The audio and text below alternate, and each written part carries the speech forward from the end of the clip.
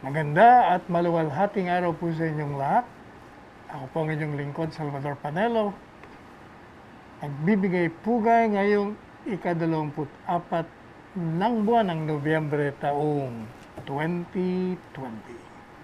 At gaya po ng paalala ni Presidente Rodrigo Roa Duterte ng inyong lingkod, pati na ang programa ito. Tayo po ay palagi ang magsuot ng ating mga face mask and face shield. At pag tayo po ay nasa labas na, let us observe 2-meter distance or 6 feet and keep washing your hands every 20 seconds. O hindi naman every 20 seconds, for 20 seconds with soap and water. At palakasin po natin yung ating mga katawan. Kumain po tayo ng gulay, ng prutas, uminom ng maraming tubig, ng juices, milk, vitamins, uminom ng ano pa. Basta ho yung hindi makakasama sa atin, huwag alak. At saka tayo po yung mag-ehersisyo at matulog ng tama at tamang bilang. Oras na, bilang pa. 8 hours at least. Puntahan po natin yung kailan ba nagsalita si Presidente? Kagabi. At dun po sa televised address niya, kung saan ay kasama niya yung mga ibang miyembro ng kabinete. Nag-report po dun si Secretary Francisco Duque at binabanggit niya na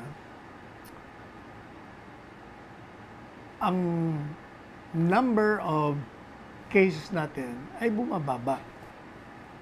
Kung baga, nakokontrol na po natin, napapatag natin. Sapagkat I remember nung mga ilang linggo na nakakaraan, umaabot yun ng 2,000 na uli hanggang plus. Pero the other day, naging 1,3 something lang. So maganda akong balita. Lalo pa na meron na po tayong bakuna na inaasahang dumating. Katunayan, si Secretary of Finance, Sonny Dominguez,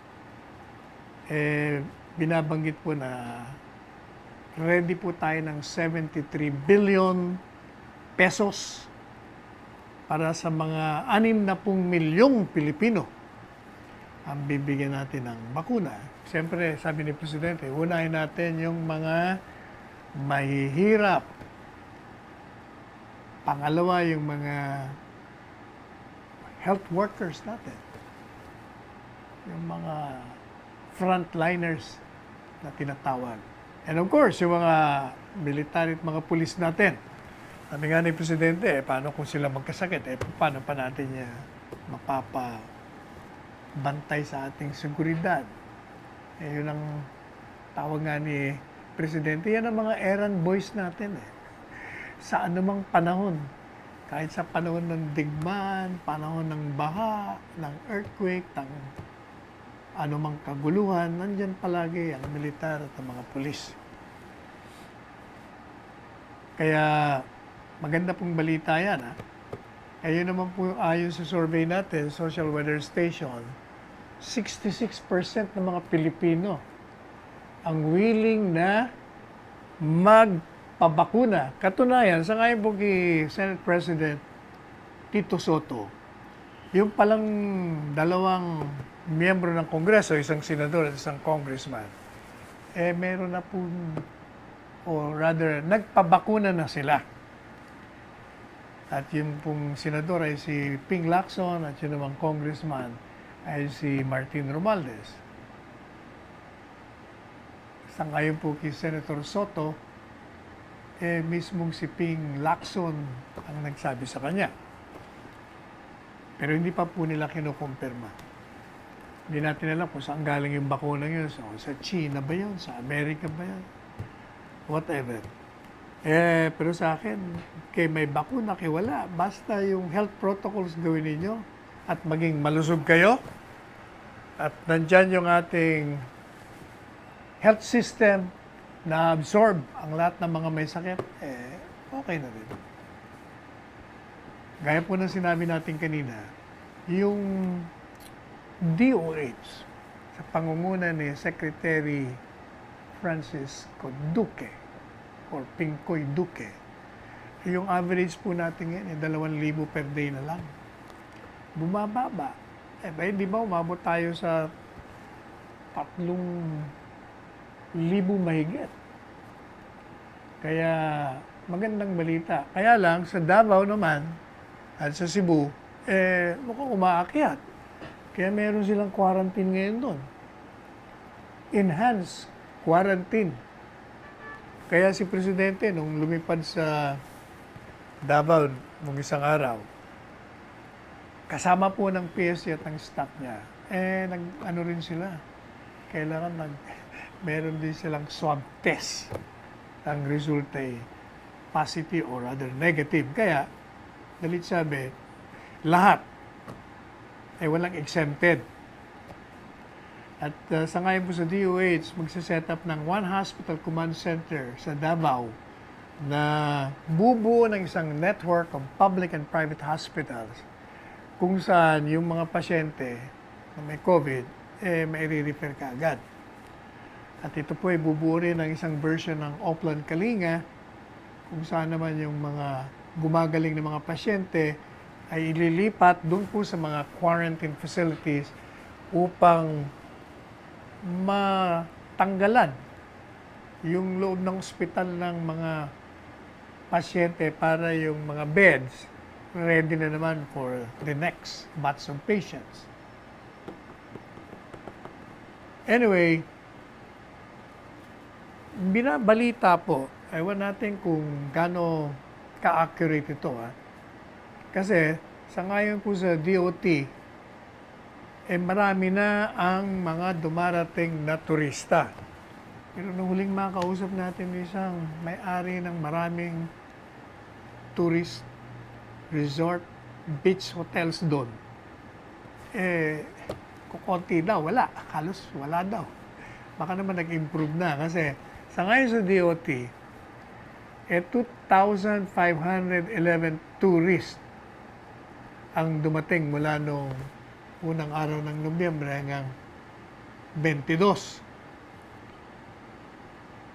At yun daw pong 70.8% ng mga dumating doon, ito'y galing sa NCR. Kung natatandaan ko, bago yata mag-pandemic, baka umabot yata ng 30 to 50,000 ang pumupunta ng mga turista.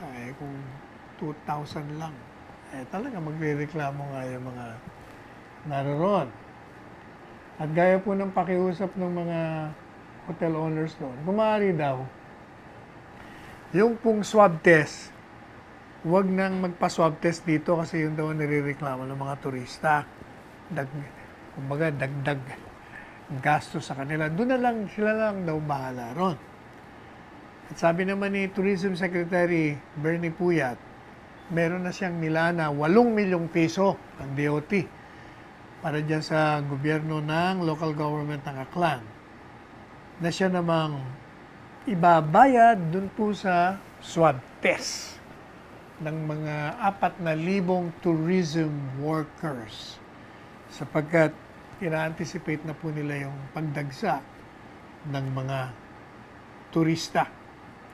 Samantala, ito pong ating PCOO, abay nakatanggap ng maraming mga donasyon, mga gamit para masuportahan yung kanyang Crisis Communications Program. Sa ngayon po sa PCO, Secretary Martin Andanar, na nanguna sa pagpirma doon po sa turnover ng mga donasyon ng mga gamit.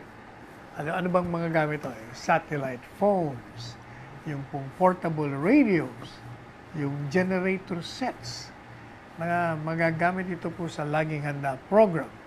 Kaya nagpapasalamat po si Secretary Martin Andanar doon po sa Mega Wide Foundation na siyang nagbigay ng mga donasyon. Yun daw pong engineering and infrastructure conglomerate,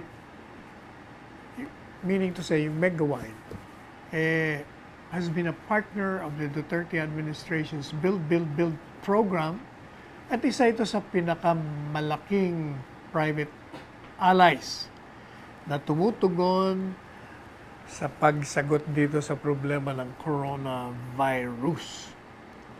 Alam niyo ba na yung bagyo, yung Ulysses, alam niyo ba kung ano ang nilikha nitong mga basura? Diyos mio, perdon. Over 3,104 cubic meters of garbage. Ito raw po yung equivalent to 841.34 tons. Ang nakolekta noong linggo, diyan po sa Marikina lamang at San Mateo. Sangayon po ito sa MMDA. Sangayon po kay Chairman Danilo Lim ng MMDA, yung pong clearing operations, pagpapatuloy po nila doon sa mga lugar na naapektuhan ng typhoon para maging malinis at ligtas ang ating mga kababayan sa mga virus. At mga 150 na 150 personnel ang inassign upang asistihan po yung ating mga taga Marikina at San Mateo sa kanilang cleaning operations. Nagpadala rin po sila ng mga heavy equipment gaya ng mga dump trucks and payloaders. Samantala po, ito namang Department of Interior and Local Government Secretary Ed Anyo, nag-utos po na magkaroon ng crackdown sa illegal logging at quarrying. Ito'y kasunod ng mga pagkakaroon ng mga baha. Sapagkat sa totoo lang, talaga namang yung mga bahang yan ay lika talaga ng mga illegal logging at illegal quarrying. Kung saan, sinisira nila yung kagubatan. Yung mga punong kahoy, tinatanggal nila. Hindi naman napapalitan yan. Yung illegal quarrying din. Minimina nila. Pagkatapos lalayasan nila.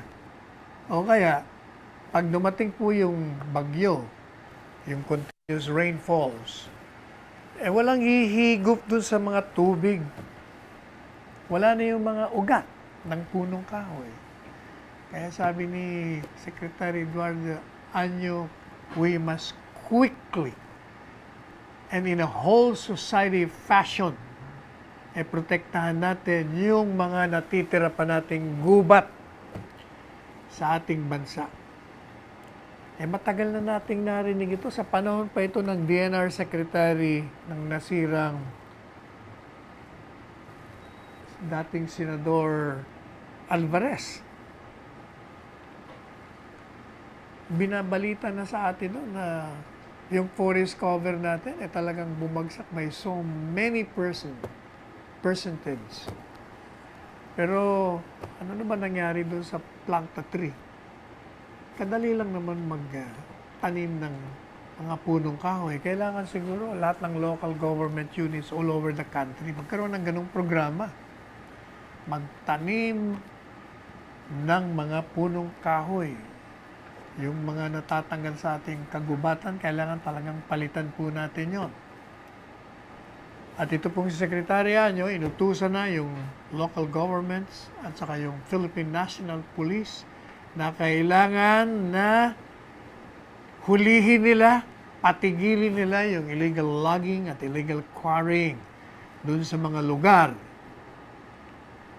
At magtanim ng punong kahoy para mabalik na yung ating mga gubat.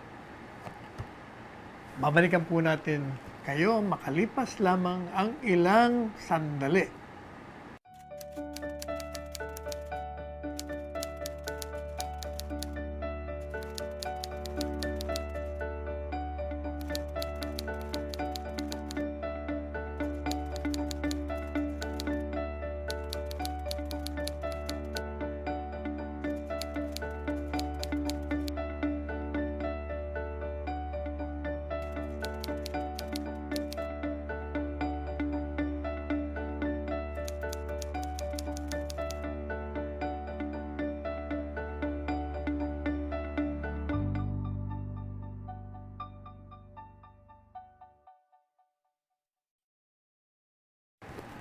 Okay, balik na po tayo.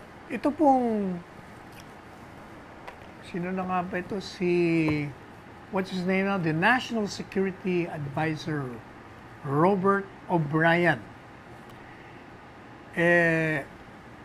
Siya po ang nanguna sa turnover nitong mga bagong donasyon galing sa Amerika. At pinaabot niya po yung pakikiramay ni Presidente Donald Trump at pakikiisa niya sa sambayanang Pilipino kasunod nung dalawang malakas na bagyo,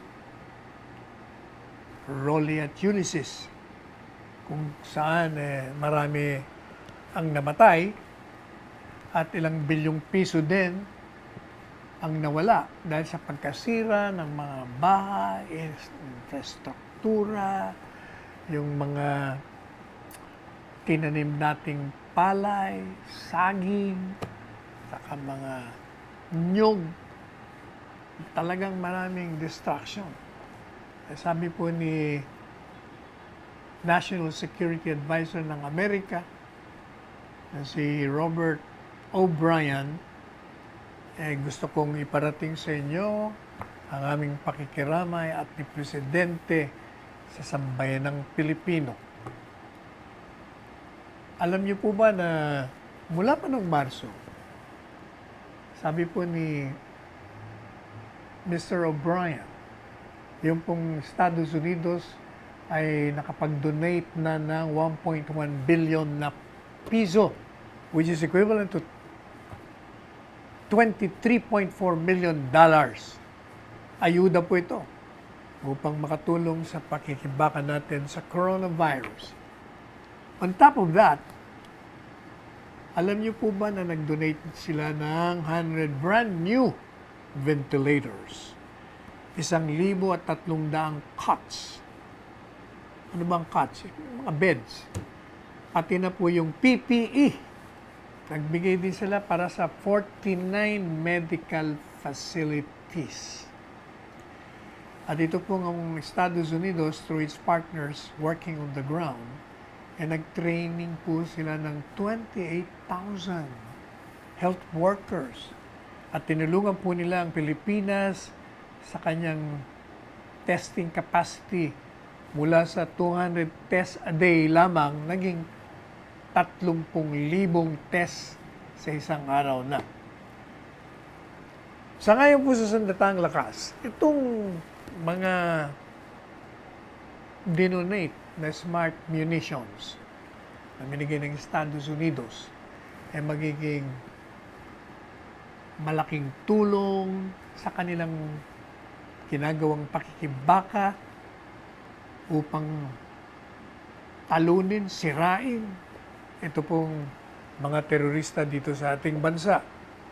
Habang totoo na tayo naging matagumpay sa ordinaryong mga paggamit ng armas, sa counter-terrorism natin, yung pong pagdating nitong mga makabagong armas, talagang malaking may tutulong ito upang talunin natin yung banta ng terorismo dito sa ating bayan.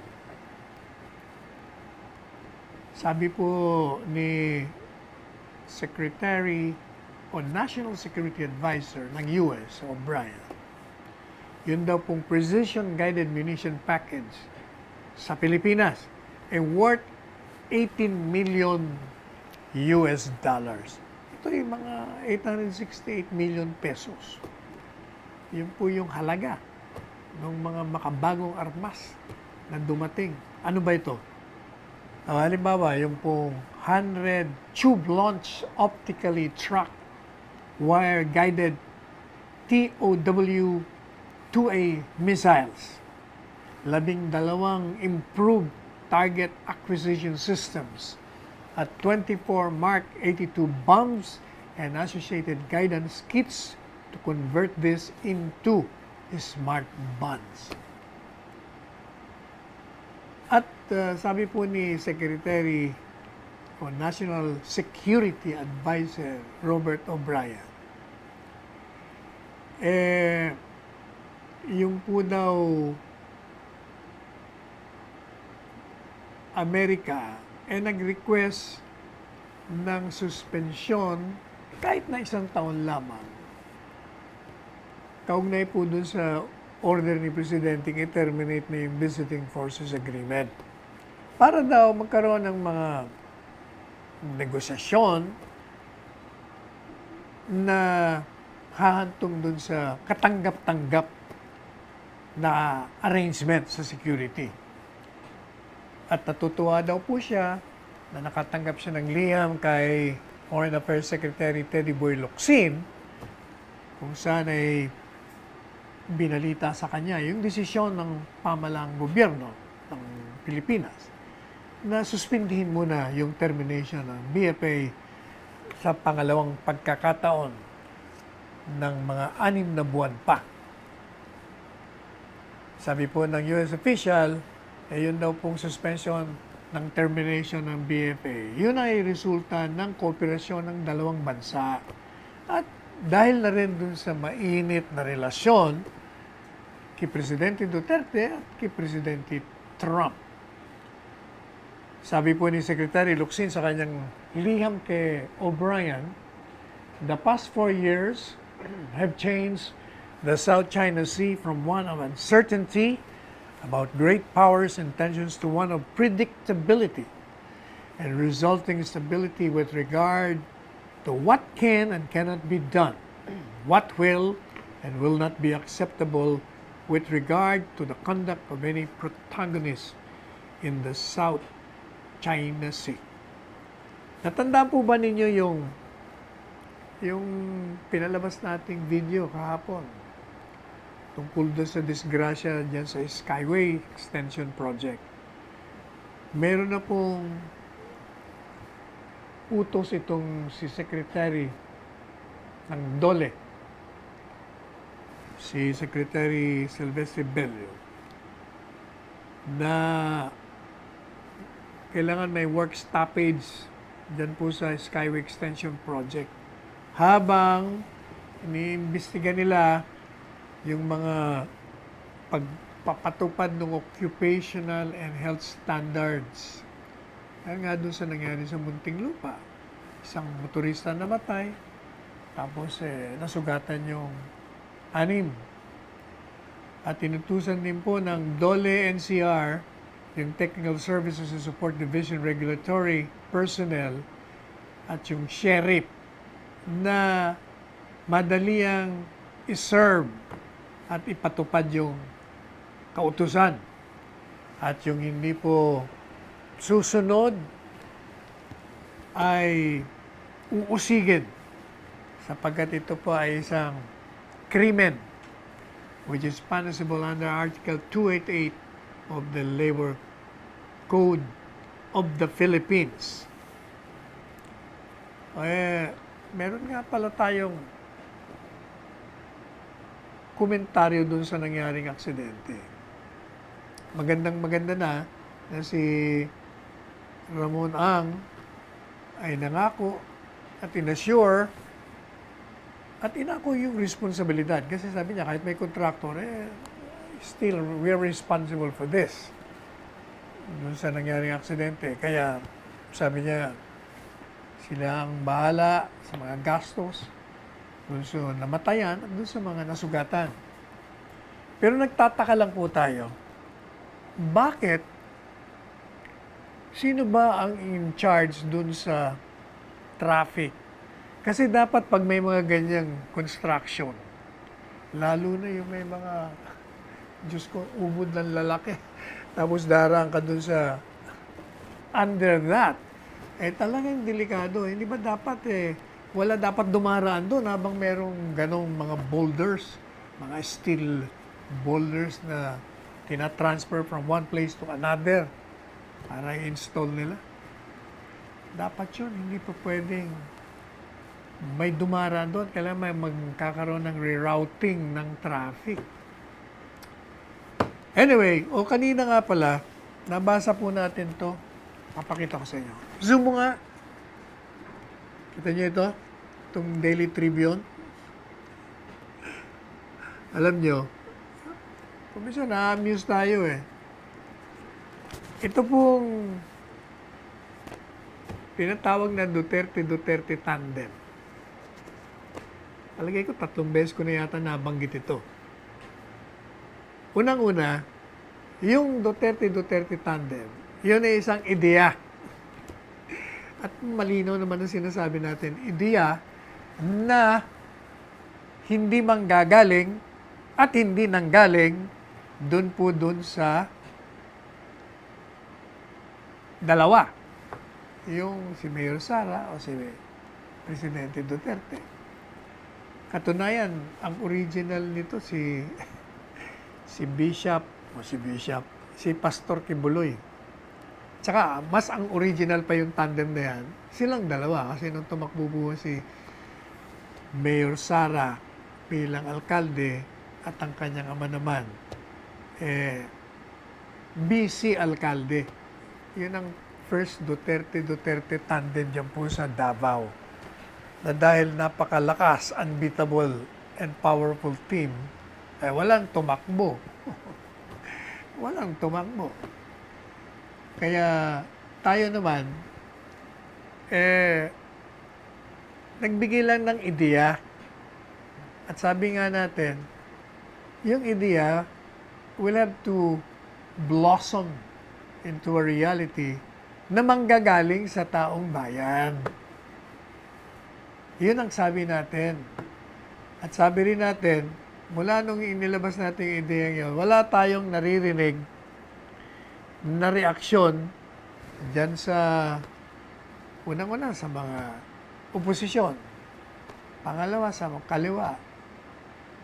Pangatlo, sa mga kritiko, wala rin tayo narinig. Kaya na-amaze ako nung mabasa ko ito.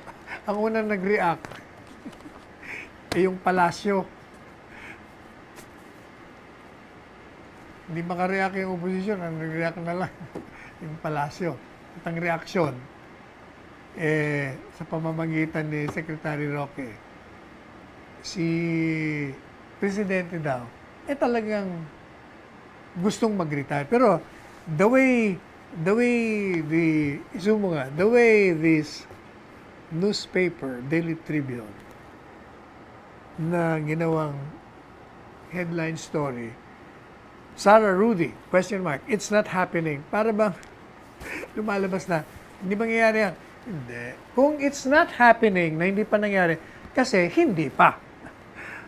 Yan depende, gaya ng sinabi natin, dun sa clamor sa baba. Pag yung ideyang yan, kagatin ng sambayanan, gaya rin na nangyari kay Presidente, na ayaw naman tumakbo.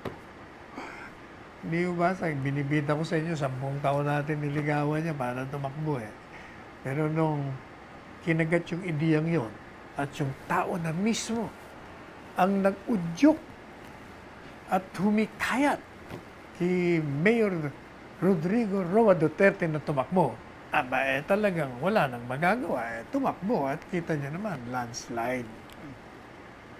Pero sa totoo lang, talaga namang ayaw na ni Presidente. Noon ngang tumakbo lang Presidente, ayaw ngayon pa naging Presidente. At di ba sabi niya nga rito, at kinukot siya ng Daily Tribune. Sinabi niya last year, nung sinabihan niya ng kanyang anak na huwag kang tumakbo. Sabi niya, I know what it's like to be President. Don't believe the clamor of the people because when the water gets rough, you find you're the only one sailing the lonely sea. Sabi niya, huwag ka maniwala. Pag maraming nag-uudyok sa maraming tao, kasi pag ikaw ay tumakbo at nanalo ka, malalaman mo, nag-iisa ka lang pala. O siguro yan ang feeling ni Presidente. Ang feeling niya, kasi nga naman, sa dami ng ginawa nitong Presidente ito, sa marami ng natutuwa, marami pa rin sa mga oposisyon ang bumabati ko sa kanya para bagang such a thankless job. Kawawa naman ang anak ko kung tatakbo pa ito. Kaya ayaw niya. Pero sabi nga natin, que sera, sera. Sabi nga ng kanta, what will be, will be. Kung ano ang itinadhana ng mga Diyos ng tadhana, ay yan ang mangyayari. So, hintay na lang po natin. Yun hindi lamang yun. Let it flourish. Let it develop into something else. Meaning, into a reality. Babalikan po natin kayo makalipas ang ilang sandali.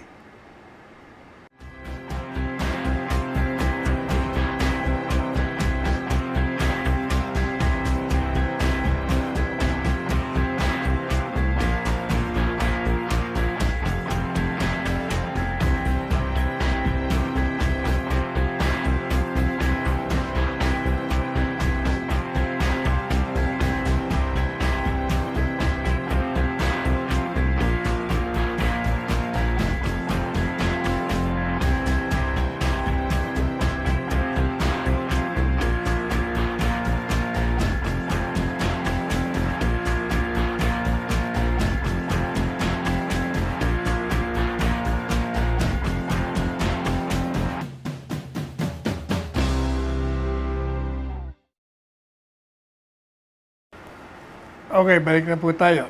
Meron binabalita na sa Manila Bulletin to lumabas. Si VP Leni raw ay ready na makipagbate kay Presidente Duterte for the good of the people. Baka naman for your own good, hindi for the good of the people. Unang-una, hindi naman nagkikipag-away si Presidente Duterte, VP Leni. Mali ang predicate. Sabi niya kasi, sa panahon daw ng krisis, kahit na yung mga ibang opisyal galit sa kanya, wala namang galit sa iyo, ikaw naman. Dapat daw, we should set this aside. Sabi niya, I'm not saying they should like me. Hindi ko na sinasabi na magustuhan nila ako. However, sabi niya, public statements that show there is a conflict between me and the President do not help. Yun daw mga payag na galing sa kung kanino man na may away sila ni Presidente, hindi rin nakakatulong. At sabi niya, to the victims of the typhoons, it looked like we're putting politics above helping them. Para daw lumalabas politika. Ang problema, VP Leni, yung kampo mo kasi ang namumulitika. Kasi doon naman nagsimula yan Yung sinakyan, yung hashtags na where are you, at ikaw naman, bawat naman kilos mo ng pagtulong, binobroadcast mo naman. Pagkatapos yan namang kampo mo, nagsasabi na magpapalabas sa mga piso, ayan, si VP Leni, nagdi-distribute ng relief goods. Si Presidente, nandun, sa Malacanang. Di ba? Parang lumalabas na, walang ginagawa si Presidente. Yun. Pero sa totoo lang, tanda mo na si Pangulong Duterte, ikaw mismo, VP Leni, makakapagsabi na napakabait sa'yo ng Presidente. Hindi ba? Ikaw nasa kabilang oposisyon, pero inimbitahan ka maging Presidente o maging miyembro ng kabinete. Tinanggap ko rin naman. Kaya lang, ang problema nga, nung nandun ka sa loob ng kabinete, bumabanat ka naman sa gobyerno, di ba? Medyo saliwa.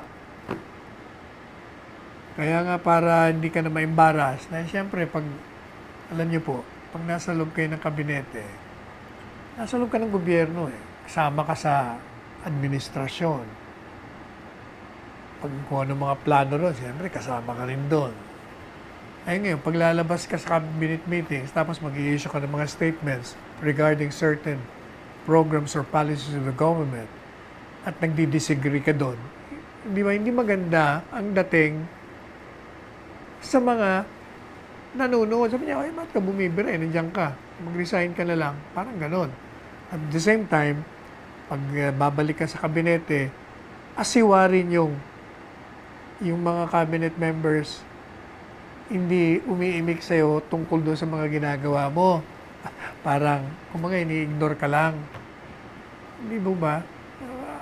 Ano yun? Medyo may discomfort doon. Hindi ka man lang kinakantsawan. Kaya parang hindi ka na nga mapaya. Pinakiusapan ka na lang na. Huwag ka na muna nga attend. Ikaw naman, akala mo, ayaw na sa'yo. Sabi nga natin meron kang cabinet portfolio, meron kang ahensya kung saan makakatulong ka ng malaki dun sa mga taong walang bahay. Housing czar ka nun. Pero minabuti mong umalis. And then after that, palagi ka na nagsasalita kontra kay Presidente. Ito naman nagsimula yan. Si Presidente lang naman nagre-respond lang naman. At hindi po yan misogyny na tinatawag misogyny. Sinasabi mo na binastos ka, hindi ka naman binabastos. Tandaan po natin na siyempre, si Presidente, kita nyo naman, talagang kayod kalabaw sa trabaho, kumbaga. Pagkatapos, sinisiraan pa na hindi nagtatrabaho. Hindi ba? He is also entitled to say something in his own defense. At, siyempre, magsasalita siya, ilalabas na yung kanyang damdamin. Kaya, unawain mo rin siya, BP Lenny. Pero hindi naman galit personal sa'yo si Presidente. Trabaho lang, kumbaga. Pareho mo rin. Kung meron ka mang sinasabi, trabaho din. Kaya lang, hindi ba, gaya ng sinasabi natin, huwag mo namang palalabasin na ikaw lang ang tumutulong at ikaw lang nagtatrabaho at yung Pangulo natin hindi. Kasi marami kang minumungkahi. Yun naman pong mga minumungkahi ni BP Lenny. Dati namang ginagawa na. In fact, may bago ka na naman mungkahi. Sabi mo, kailangan, alam na natin kung sino bibigyan. Ikaw naman. Kaya nga may programa tayo. Kaya nga merong bakuna SAR vaccine SAR. Ibig sabihin, meron ng plano yun. Hindi naman mga grade school yung mga nandyan para turuan mo kung anong gagawin. Tanungin mo muna. Meron ka namang access sa aming lahat Anyway, ano pa bang magandang, hindi na gumagalaw na naman tong ating, ito pong si Winnie Monsod din. Tatandaan nyo numpisa natin kahapon.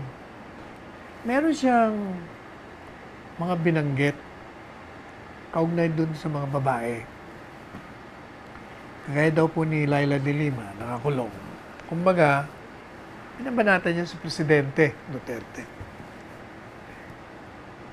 Laila, kasi inuna niya si BP Lenny. Binabanatan niya si Laila, pinakulong niya raw. Maria Ressa, nakademanda. Tapos si Sister Patricia Pax, yung pong foreigner na madre, na-deport. Bakit daw yung target ni Presidente, yung mga babae? Sabi ni Manang Winnie Monsod ito daw mga babae ang merong lakas na tumayo. Pati raw si Conchita Carpio Morales, binanggit niya. Pero alam nyo, Manang Winnie, ikaw naman, yung kay BP Lenny, pinaliwanag na natin kanina yun.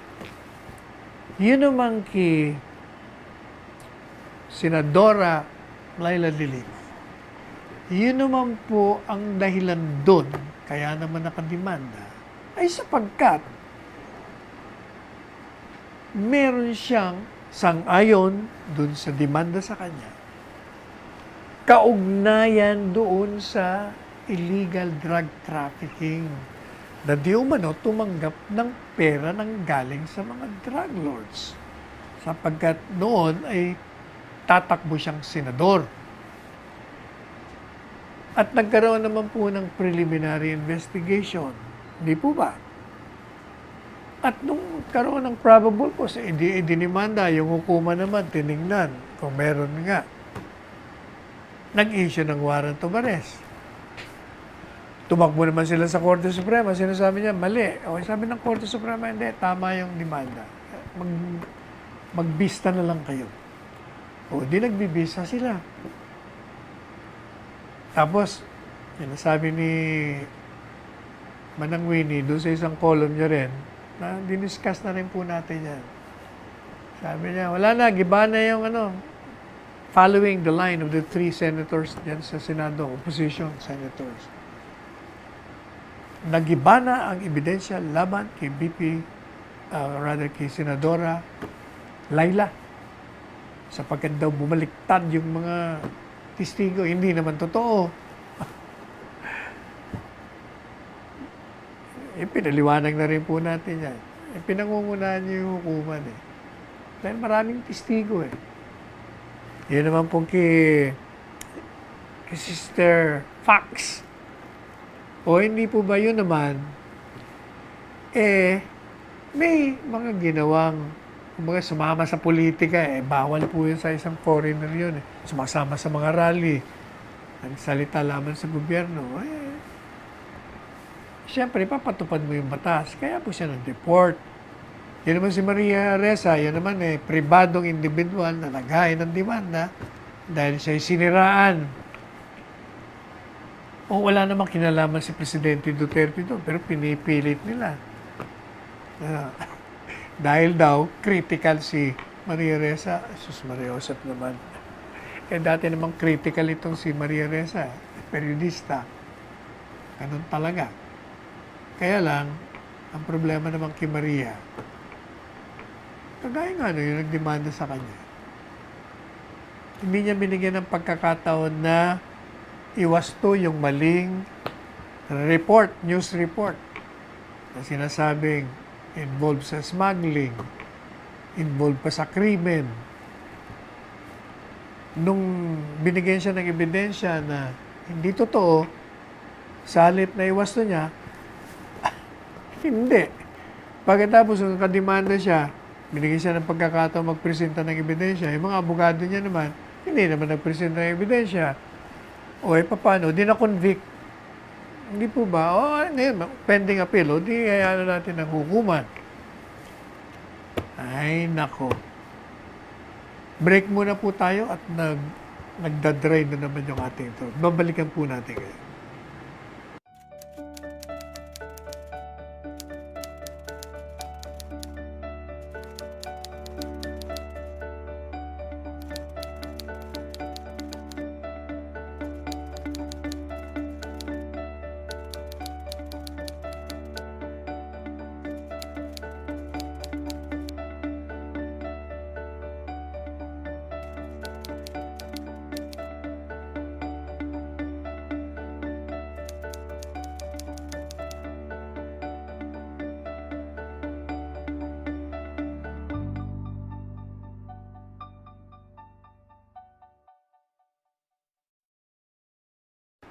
Okay, we're back. Dito po sa Manila Times article. Meron tayong nabasa ang artikulo. Nagulat tayo kasi yung writer, si Antonio Contreras, never ko pa itong nabasa sa kanyang mga sinusulat na napuri ang administrasyon. Kung meron man, di ko nakita yon. Palagi siyang critical of the administration and the president. Kakampi siya sa mga oposisyon. Pero nung November 19, article niya, nung binasa natin, okay ito medyo objective siya ngayon. Ito si Antonio Contreras. Sabi niya, politicization of the disaster is blatantly exhibited when critics of President Rodrigo Duterte deliberately twist facts or fail to exercise due diligence before opening their mouths in press conferences or media interviews to make claims that are not necessarily true, but are just convenient to their political narratives. Tagalogin natin. Ito daw ginagawang politika itong sakuna. Makikita mo na talagang lantaran na mailalarawan pag ito daw mga kritiko ni Presidente Duterte sinasadya na binabago yung mga kalakaran o kaya naman bigo itong mga kritiko na magsagawa ng pagsisiyasat bago nila buksan ang mga bibig nila sa press conference o mga pag-i-interview sa radyo o telebisyon at gagawa ng mga akusasyon o mga pahayag na hindi naman totoo pero kumbinyente para sa kanilang mga ambisyon sa politika. Ito na. Tapos itong banat ngayon ni Antonio Contreras. What is even worse is when Rappler painted Vice President Maria Leonor Robredo in a positive light, obviously amplifying her image as if she's the only one fully informed. The steady stream of updates came from the Twitter feed of Vice President Leonor Robredo, who herself was only getting updates from Manila. Rappler wrote.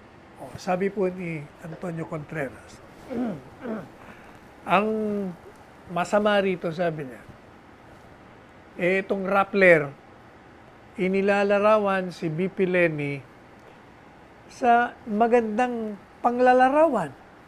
Pinalalaki yung kanyang imahin na para bagang siya ay fully informed, na marami siyang alam.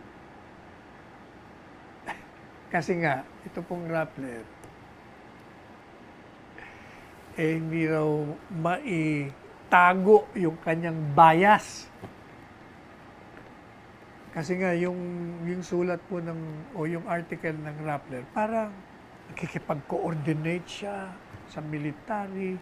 At yung military naman, dahil sa kanyang coordination, nagsakawa ng mga relief operations. At nagbibigay siya ng update, parang lumalabas na siya ang nangunguna. Pero ang katotohanan, ito daw si VP Leni, tumatanggap din lang naman ng updates. Yun. Yan ang problema. Kaya kahit itong si Roberto Tiglao, maliban pa dito kay Antonio Contreras, yun din ang sinasabi. Ito daw mga dilaw at ang mga pulahan, yellows and the reds, pula, ibig sabihin mga komunista. Ginagamit din na politika itong mga bagyo bilang pagkakataon na banatan ng gobyerno, siraan ng gobyerno, pintasan ng gobyerno, punahan ng gobyerno. Lalong-lalo na dito sa kaso ni BP Leni na parang bagang siya lamang ang merong caring. Ano bang caring? Yung ikaw ay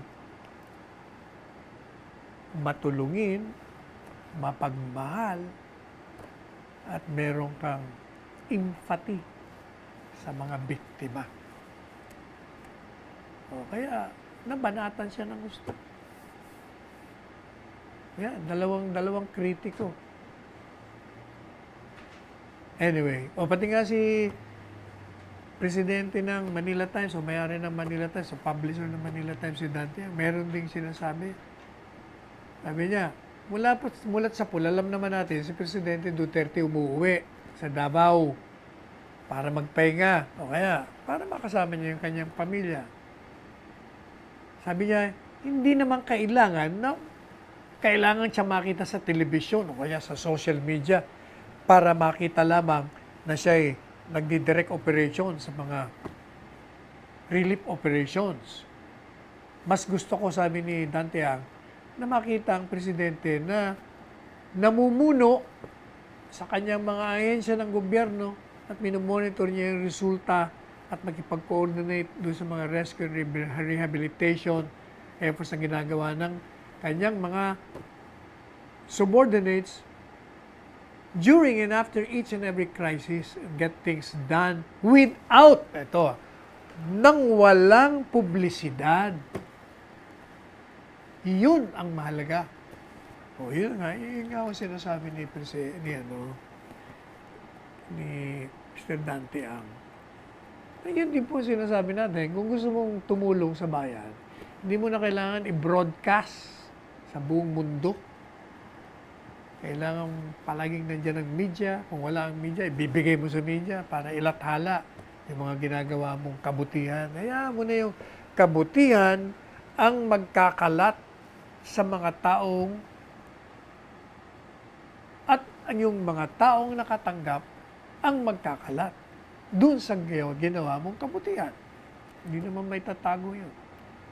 Kaya sabi ni Dante Ang, yan pati yung pagiging malapit ni Senator Bongo kay Presidente, minamasama nila. Abay, nakakaganda nga ito sa bansa. Bagkat meron siyang access kay Presidente, merong pagkakataon na yung kanyang mga pet bills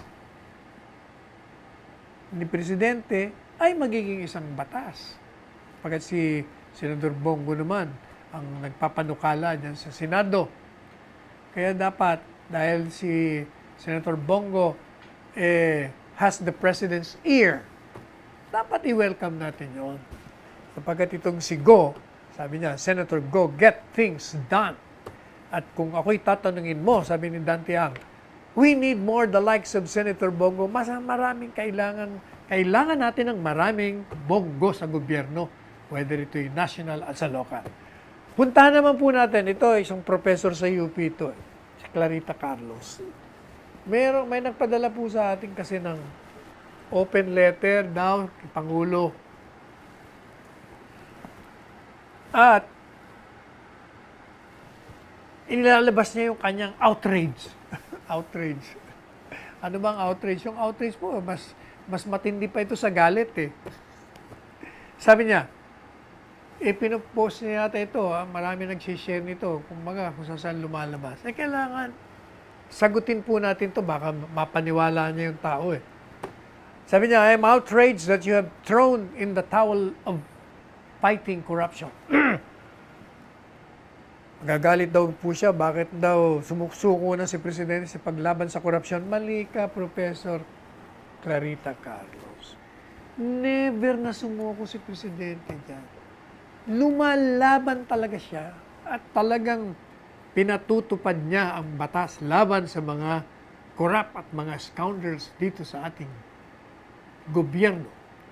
Number 2, sabi niya, I am outraged that reportedly some of those whom you have appointed to run after corrupt officials are corrupt themselves. Yung mga in-appoint mo para usigin yung mga tiwaling opisyales, mga tiwali din sila. Ikaw naman, ngalanan mo, sino ba yan? Ngalanan mo. Hindi pa pwede yung in general sasabihin mo. Sapagat si Presidente, ayaw nga ng tiwali eh. Wala kang masabi kay Presidente na meron siyang kahit na isang bahid ng korupsyon sa kanyang katawan. Kaya nga, hindi ba sabi niya, kaya nga ayaw kong pumirma ng kahit ng dokumento para pag binanatan ko kayo, malinis ako. Yun nga sinasabi ni Presidente. Number 3, sabi niya, I am outraged na yung mga in-appoint mong official to head an office that should be above political prey has announced that SAL-ends cannot be requested without the permission of the person being accused and that lifestyle checks will henceforth be stopped. Tingnan mo. Gagalit daw po siya. Bakit daw? Ang pinatatamaan niya po, si Ombudsman Sani Martires na in-appoint ni Presidente na dapat daw ito ang nangunguna para matigil ang korupsyon. Ito pa yung nagsasabi na yung SAL-end hindi na pa pwedeng ipakita ng walang permiso yung nag-file kasi po, di ba sabi natin, si Ombudsman Sani, meron mga kondisyon. Kailangan, pag nag-request ka, ikaw, yung nag-file, pangalawa, merong investigasyon kaugnay sa isang krimen o corruption para mailabas yung sale nung iniimbestigahan. O kaya naman, merong order ng hukuman. Kaya hindi po totoo yung sinasabi mo, Professor Clarita Carlos, na pinapatigil niya yung lifestyle check. Hindi po. Kaya niya ginawa yun kasi nga ginagamit ng mga scoundrels yung salin para siraan yung mga nasa gobyerno. Sabi niya, I am outraged that ngayong early in your term, tinanggal mo yung mga heads of 2 opisina based on some reports reaching you. Pero ngayon, sabi niya, your office, so many officers swimming in a corruption muck, parang nag-aatubili ka. Natanggalin sila. Oh, mali na naman po kayo doon. Mali po kayo doon sapagkat nakita nyo sa televised address niya ilang beses na binabanggit nyo na nga daan-daan na yata yung natatanggal ng mga empleyado sa gobyerno, dyan sa customs, dyan sa BIR. Kagabi, meron na naman, marami na naman siyang binanggit. Yung isang malaking opisyal sa customs, di ba, tinanggal niya, harap-harapan, binanggit niya pa pangalan. Sabi niya, I'm outraged that you continue to recycle people. O, ito naman daw, yung tinatanggal mo, binabalik mo, hindi po. Alam nyo, yung mga tinanggal o inilipat na sinasabi po ninyo, iyon ay nilipat, yung tinanggal doon sa pwesto niya, hindi dahil sa korupsyon. Dahil kung korupsyon yun, hindi na niya i-appoint yun sa iba. Nakita niya lang na siguro hindi ka dyan bagay, mas bagay ka dito. Tandaan nyo, basta tinanggal ka at hindi ka nare-appoint, yun ay korupsyon.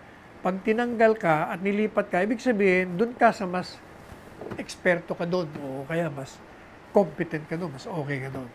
Sabi niya, I'm disappointed that you did not have a strategic communication plan to prepare us to enable to give an informed vote on constitutional reform that we sorely need. Mali ka na naman dyan. Alam po ninyo, yung mga tinatawag yung mga para sa constitutional reform, hindi ba nag-create pa nga ho siya ng isang constitutional group? Di ba? Kasama pa nga dyan, ang head dyan, si Justice Puno.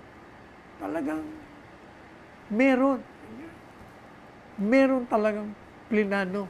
Pero alam po ninyo, nasa Kongreso din yan, di lang yan pa Presidente. Sabi niya, I'm disappointed you have appointed people to run after corruption who are all males. Oh, ito. Bakit naman, sabi niya, mga ina-appoint mo, puro mga lalaki. Wala naman mga young balls ito, sabi niya. Walang balls daw the young balls. To undertake the job assigned to them. Meron ka pa daw, 6 na lang araw, Pangulong Duterte, para ito gumawa ka ng mga radikal na mga pagbabago. O naku, ang dami na nga akong pagbabagong ginawa, di ba? Kulang nga yung 1 oras ko sa programa para sabihin ko sa inyo yung mga pagbabagong ginawa niya. Anyway, sabi niya, itong 600 days, itong pagkakataon mo na mag-appoint ka ng mga babae known for their integrity of the guts. O ikaw kaya na lang, Professor Clarita Carlos, dapat siguro mag-apply ka para ma-appoint ka, para matulungan mo si Presidente. Mukhang inabot na naman po tayo ng oras. Talagang napakaikli ng ating oras. Sa dami ng mga tatalakayin natin. Anyway, ako po ang inyong lingkod, Salvador Panelo, pansamantalang nagpapaalam at nakikiusap at nagpapaalala po sa inyo na magsuot po kayo ng inyong mga face mask gaya ng paalala ni Presidente Rodrigo Roa Duterte. Ganito po, face mask. And then, wear your face shield.